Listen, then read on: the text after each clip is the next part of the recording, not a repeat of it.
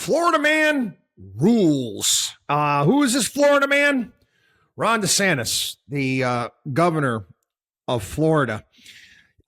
He is proposing right now something that I've talked about this for a very long period of time. Again, it's one of the things that we just do here in this. We just accept here in this country, and for whatever reason it may be, no one really gives it much thought. And that's property taxes.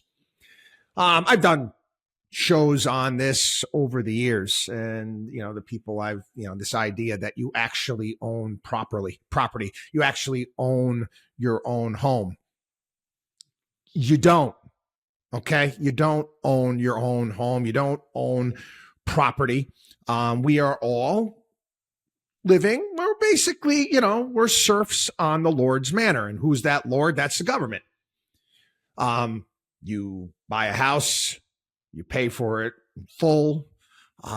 Guess what happens if you don't pay property taxes? They take your house. They take your house. So your house is not yours. Okay? If they can just take your house because you don't give the Lord money, then technically it's the Lord's house. Am I wrong here in that assessment? No, I'm not. And for years, I've talked about this. I will talk about it in terms as well when it comes to federal income taxes. Different light. I'm a big believer that it should be consumption based. Well, Ron DeSantis right now, and he said Florida's regular legislative session starts next week. And Senator Jonathan Martin recently filed a bill to study a framework to eliminate property taxes and to replace property tax revenues through budget reductions, sales-based consumption taxes, and locally determined consumption taxes authorized by the legislature. The study must include, among other things, an evaluation of whether a shift to consumption-based taxes would make Florida more attractive to businesses compared to other states. I mean, it's already a very competitive state as far as businesses are concerned, and becoming more so.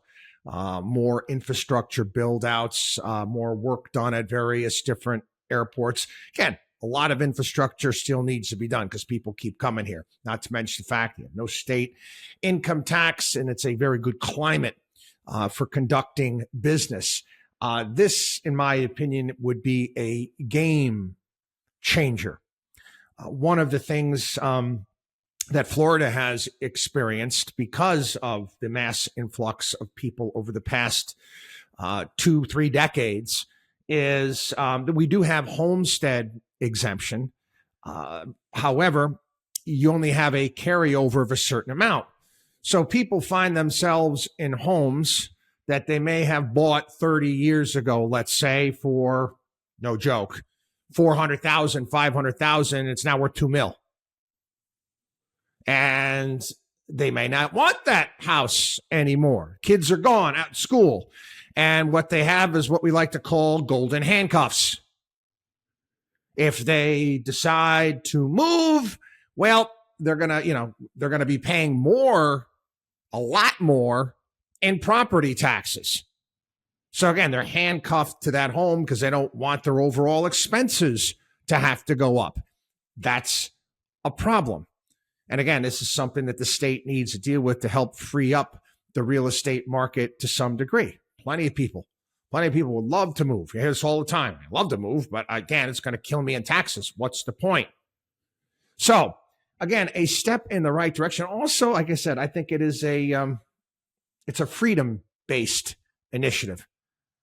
Imagine saying, you can, the only state, it's the one state in the country where you can come and you will actually own your home free and clear. WatchDog on WallStreet.com.